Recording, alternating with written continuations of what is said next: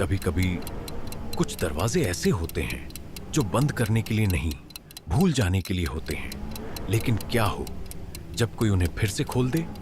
एक लड़की, एक विरासत और एक हवेली जो सालों से चुप थी। पर याद रखना, हर चुप्पी के पीछे एक चीख छुपी होती है।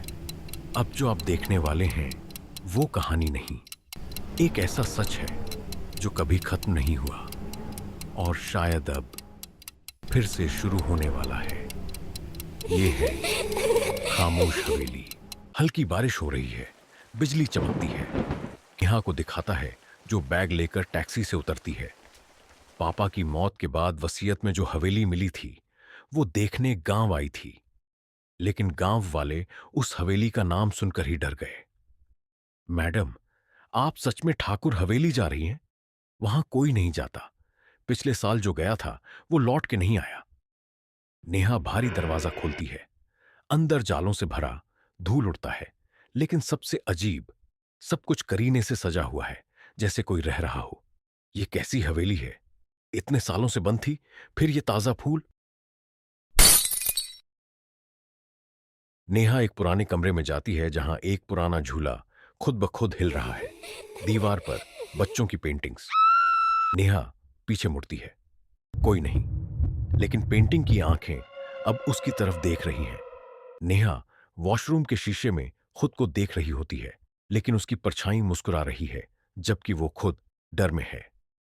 ये मेरा ही अक्स है या कुछ और? आईने से अचानक एक हाथ बाहर आता है और नेहा को पकड़ने की कोशिश करता है। नेहा चीख कर पीछे हटती है। नेहा को हवेली की लाइब्रेरी में एक डायरी मिलती है, अवनी नाम की बच्ची की। मां ने मुझे उस कमरे में बंद कर दिया। मैं बहुत अकेली हूं, लेकिन अब मैं हमेशा यहीं रहूंगी और जो भी आएगा मेरा खेल खेलेगा। हवेली की सभी लाइट्स चली जाती हैं। नेहा के सामने जमीन पर लुका छिपी लिखा हुआ दिखाई देता है और घंटी बजती है। अब तुम छुपो, मैं ढूंढूंगी। अगर मैं पहले मिल गई तो तुम हमेशा यहीं रहोगी। नेहा डर के मारे एक कमरे में भागती है, लेकिन दरवाजा अपने आप बंद हो जाता है। नेहा हर दरवाजा खोलने की कोशिश करती है, लेकिन सब बंद। खिड़कियां खुद ब खुद सील हो चुकी हैं। कमरे में गुड़िया बैठी होती है और अचानक उसकी आंख से खून टपकता है। अवनी को दोस्त चाहिए, क्या तुम बनोगी? नेहा को एक पुरानी तस्वीर मिलती है जिसमें वही खड़ी है, लेकिन यह तस्वीर 1985 की है। उसके पीछे लिखा है, नेहा जो आई थी पर कभी गई नहीं।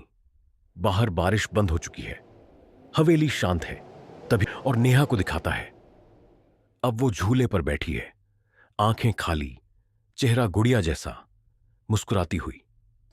कुछ हवेलियां खाली नहीं होती, वो इंतजार करती हैं अगले मेहमान का।